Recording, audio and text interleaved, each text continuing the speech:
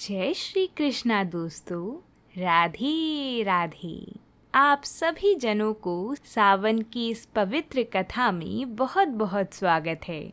यह कथा बड़ी ही विशेष होने वाली है क्योंकि आज से हम सावन मास महात्म्य की शुभ कथा और शिव महापुराण की पावन कथाओं का श्रवण करेंगे। इन कथाओं को आप छोटा मोटा ना समझिएगा कि इन कथाओं को हर कोई सुन सकता है।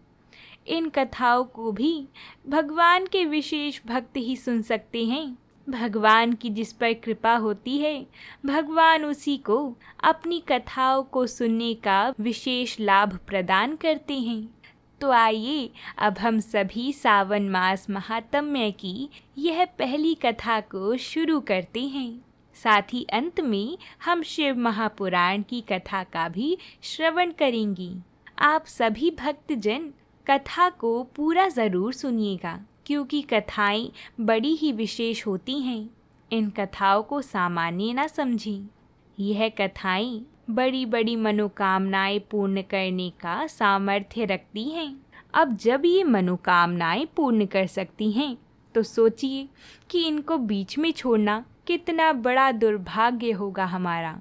क्योंकि मैंने विशेष रूप से देखा है कि हम सभी लोग पूजा तो कर लेते हैं, भोग भी बना लेते हैं, भजन कीर्तन सब कर लेते हैं, लेकिन कथाओं को सुनने में हमारी रुचि थोड़ा कम रहती है। इसलिए मैं आपको पहले ही बता दूं कि इन कथाओं को विशेष रूप से नित्य नियम से सुनना होता है। ज़रूरी नहीं कि आप सभी भूखे रहें या सुबह सुने या कोई इसका नियम है। आप सभी को दिन में जब कभी भी समय मिले आप इन कथाओं का श्रवण ज़रूर करें और भगवान शिव की कृपा और माता पार्वती का दुलार हम सभी पर बना रहे। तो आइए कथा को शुरू करते हैं। बोलिए पार्वती पते हर हर महादेव। शौनक जी सूत जी से बोले, हे महाभाग, हे व्यास शिष्य, आपके मुख कमल से अनेक आख्यानों को सुनते हुए हम लोगों की तृप्ति नहीं होती है, अपितु बार बार सुनने की इच्छा बढ़ती जा रही है।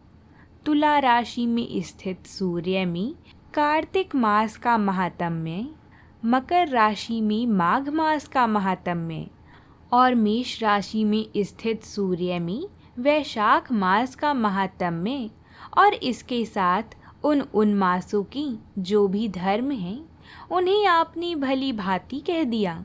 यदि आपके मत में इनसे भी अधिक महिमामयी कोई मास हो या भगवत प्रिय कोई धर्म हो तो आप उसे अवश्य ही कहिए, जिसे सुनकर कुछ अन्य सुनने की हमारी इच्छा ही ना हो। वक्ता को श्रद्धालु श्रोता के समक्ष कुछ भी छिपाना नहीं चाहिए। सूत जी बोले, हे मुनियों, आप सभी लोग सुने। मैं आप लोगों के वाक्य गौरव से अत्यंत संतुष्ट हूँ। आप लोगों के समक्ष मेरे लिए कुछ भी गोपनीय नहीं है। दंभ रहित होना, आस्तिकता, शटता का परित्याग, उत्तम भक्ति, सुनने की इच्छा, विनम्रता, ब्राह्मणों के प्रति भक्ति परायणता, सुशीलता, मन की स्थिरता, पवित्रता, तपस्विता और अनसूया, ये श्रोता के 12 गुण बताए गए हैं। ये सभी आप लोगों में विद्यमान हैं। अंततः मैं आप लोगों पर प्रसन्न होकर उस तत्व का वर्णन करता हूँ। एक समय प्रतिभाशाली संत कुमार ने धर्म को जानने की इच्छा से परम भक्ति से युक्त होकर विनम्रता पूर्वक ईश्वर भगवान शिव से पूछा। संत कुमार बोले, योगियों के द्वारा आराधनीय चरण कमल वाले हे देव महादेव, हे महाभाग, हमने आपसे अनेक व्रतों और बहुत प्रकार के धर्मों का श्रवण किया, फिर भी हम लोगों के मन में सुनने की अभिलाषा है।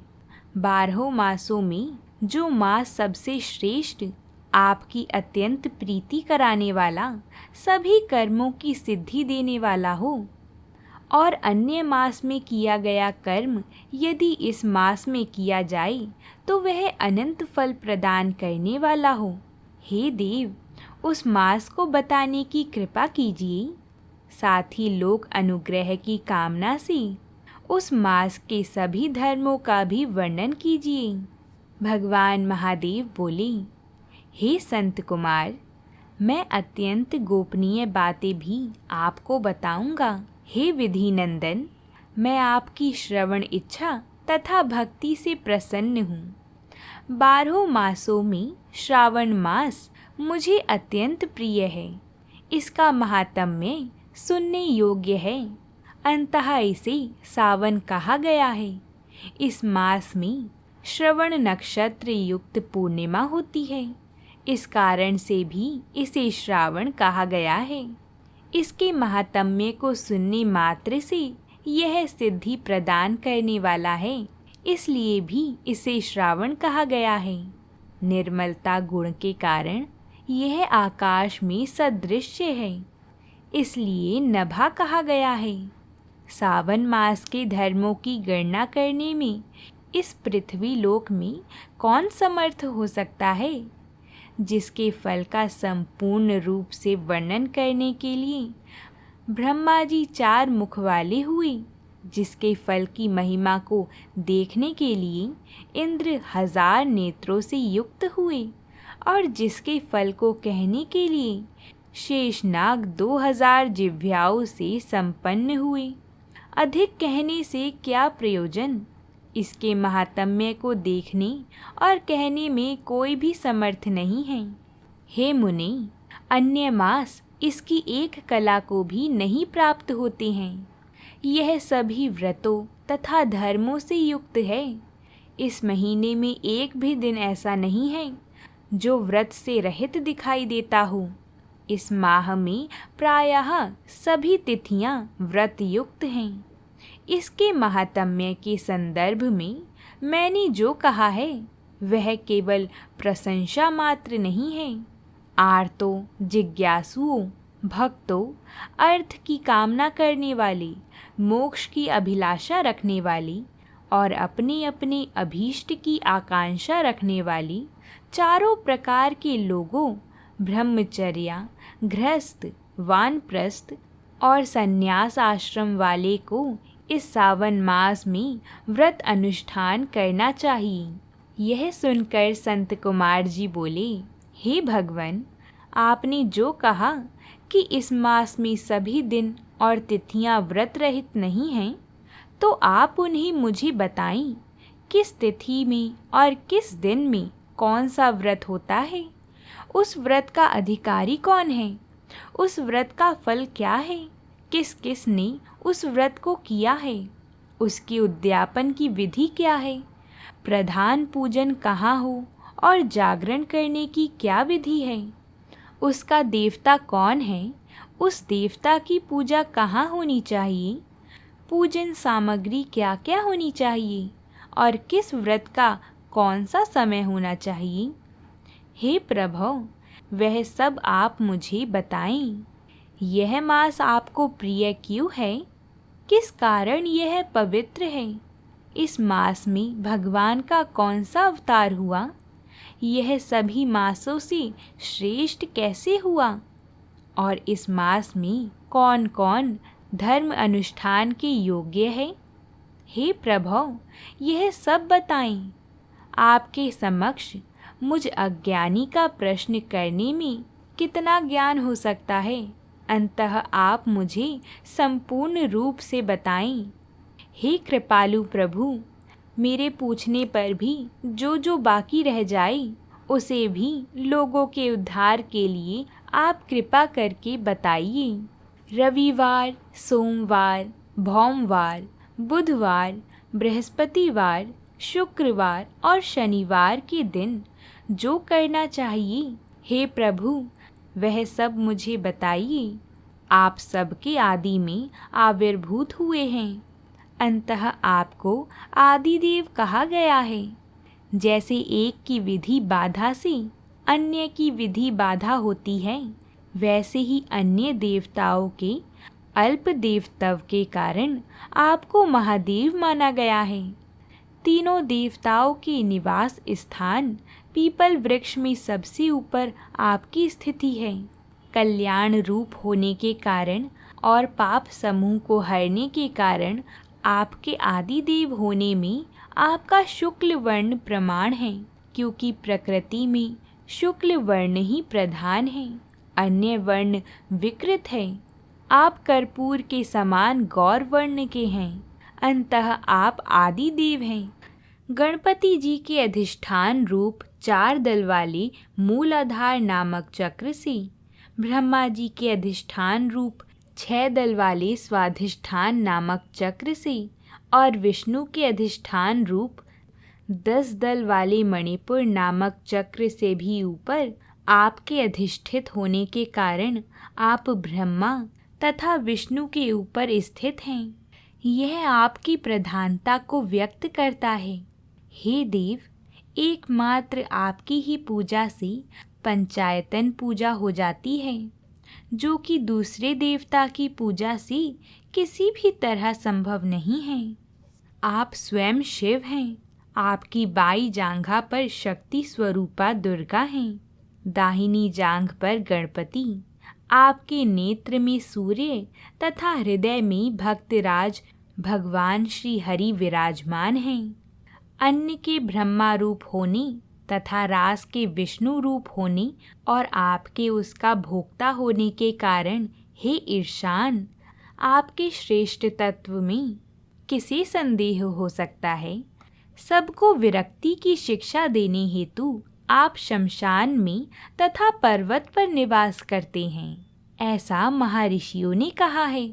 जगत का संहार करने वाली हलाहल को गले में किसने धारण किया? महाप्रलय की काला अग्नि को अपने मस्तक पर धारण करने में कौन समर्थ था? संसार रूप अंधकूप में पतन के हेतु कामदेव को किसने भस्म किया? आप ऐसे हैं कि आपकी महिमा का वर्णन करने में कौन समर्थ है? एक तुच्छ प्राणी में करोड़ों जन्म में भी आपके प्रभाव का वर्णन नहीं कर सकता। अतः आप मेरे ऊपर कृपा करके मेरे प्रश्नों को बताएं। इस प्रकार श्री स्कंद पुराण के अंतर्गत ईश्वर संत कुमार संवाद में सावन मास महात्म्य में यह पहला अध्याय पूर्ण होता है। जय शिव शंकर। आइए अब हम सभी भक्तजन शिव पुराण की कथा को शुरू करते हैं। श्री शौनक जी ने पूछा, महाज्ञानी सूत जी, आप संपूर्ण सिद्धांतों के ज्ञाता हैं, कृपया मुझसे पुराण के सार का वर्णन करें।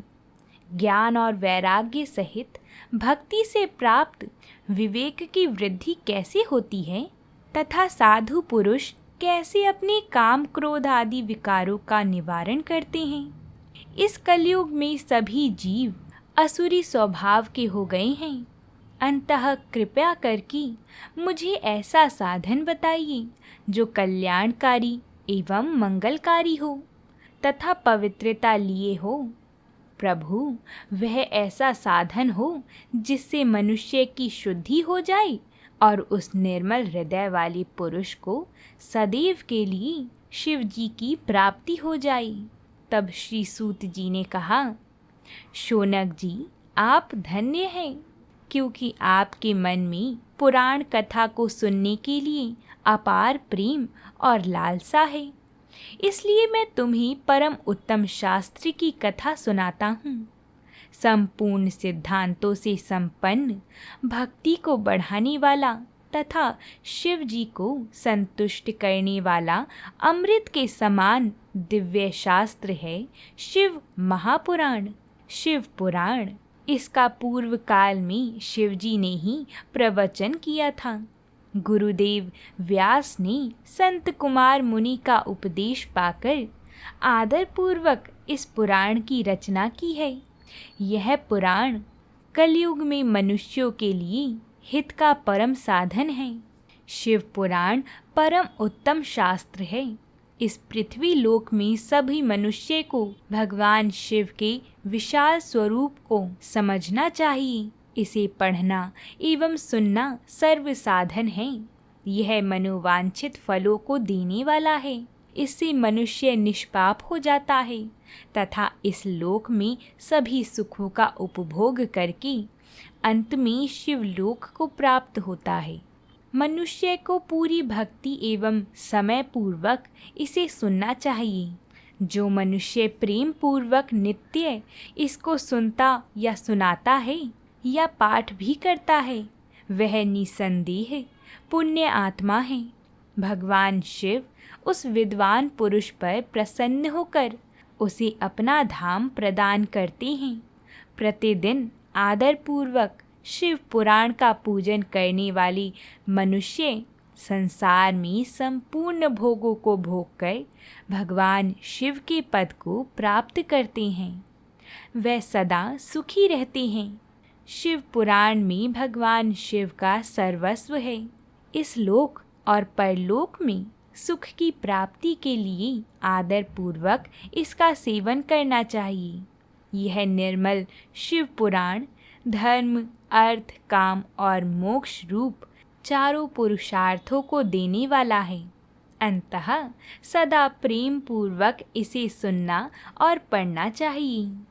शौनक जी ने कहा, आप धन्य हैं सूत जी, आपने हम पर कृपा करके हमें यह अद्भुत और दिव्य कथा सुनाई है। भूतल पर इस कथा के समान कल्याण का और कोई साधन नहीं है। आपकी कृपा से यह बात हमने समझ ली है।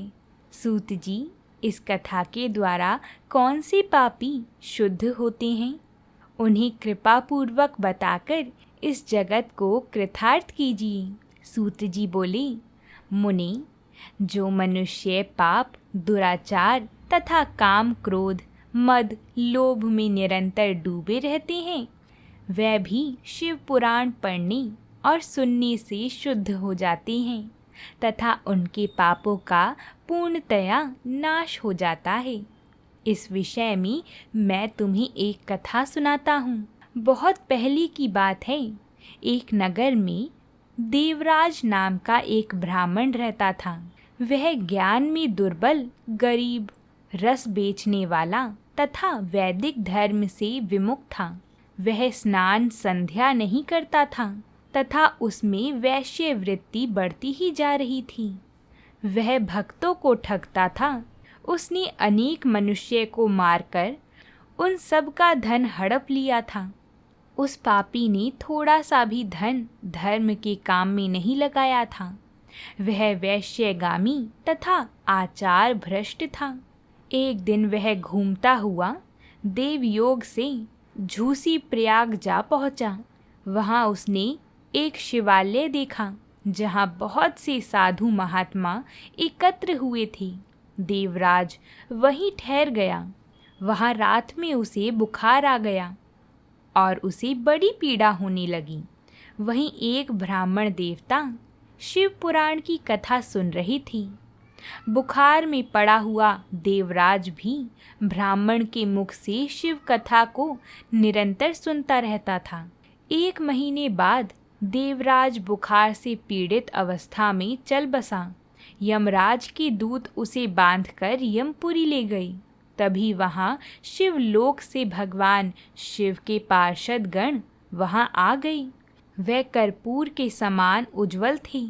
उनके हाथ में त्रिशूल, संपूर्ण शरीर पर भस्म और गले में रुद्राक्ष की माला उनके शरीर की शोभा बढ़ा रही थी।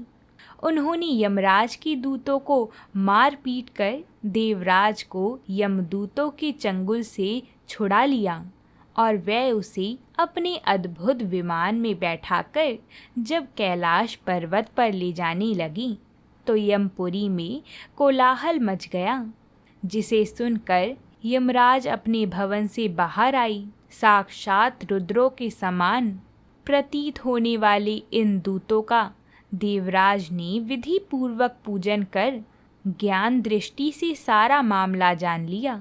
उन्होंने भय के कारण भगवान शिव के दूतों से कोई बात नहीं पूछी। उसके बाद शिवदूत देवराज को लेकर कैलाश चली गई और वहां पहुंचकर उन्होंने ब्राह्मण को करुणा अवतार भगवान शिव के हाथों में सौंप दिया। शौनक जी ने कहा, महाभाग सूत जी, आप सर्वज्ञ हैं।